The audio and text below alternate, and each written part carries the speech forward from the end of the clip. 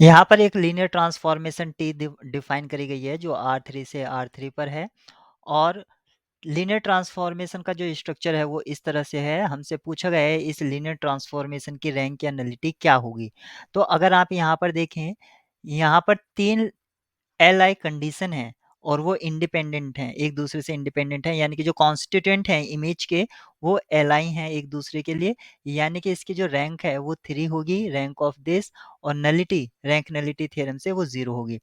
तो option D correct होगा। अगर आपको इस तरह से समझ में नहीं आया, जब भी लीनियर ट्रांसफॉर्मेशन दे रखी हो और उसके लिए फॉर्मूला भी दे रखा हो, तो स्टैंडर्ड ऑर्डर बेसिस के रेस्पेक्ट में आप मैट्रिक्स बना लीजिए और उसको रो रिड्यूस करा के आप उसकी नॉन जीरो रोज देख लीजिए, वहां से भी आपको रैंक मिल जाएगी, फिर रैंक नलिटी थ्योरम लगा सकते हैं।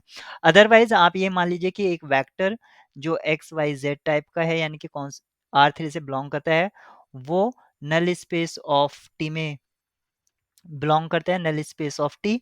अगर ये नल स्पेस ऑफ टी में बिलोंग करता है तो इसके लिए T x y z equals to क्या हो जाएगा, 0 हो जाएगा। यहाँ से अगर हम लिखें तो x प्लस वाई और y प्लस जेड और z plus x equals to 0 0 0 होगा।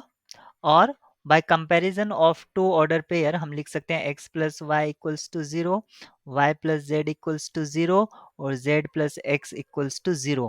अब ये जो होमोजेनियस इक्वेशन है या सिस्टम है, इसको मैट्रिक्स फॉर्मेट में लिख लेते हैं। मैट्रिक्स फॉर्मेट में जब हम लिखेंगे तो हमें इसका मैट्रिक्स रिप्रेजेंटेशन मिलेगा 1 0 1 1 1 0 और 0 1 1। इस तरह से हमें इसका मैट्रिक्स रिप्रेजेंटेशन मिला, और इस पर एलिमेंट्री रो ऑपरेशन लगाइए तो हमें मिलेगा 1 0 0 1 1 माइनस 1 0 1 1, ये इसके इक्विवेलेंट मैट्रिक्स आएगा। फिर से इस पर एलिमेंट्री रो ऑपरेशन लगाइए, 1 0 0 1 1 0 और 0 1 2। इस तरह से आप देख सकते हैं कि यहाँ पर कोई भी फ्री वेरिएबल नहीं है, क्योंकि आपको 3 पाइवट पोजीशन मिल रही हैं, यानी कि नो फ्री वेरिएबल, यानी कि नलिटी जो है वो इसकी 0 है।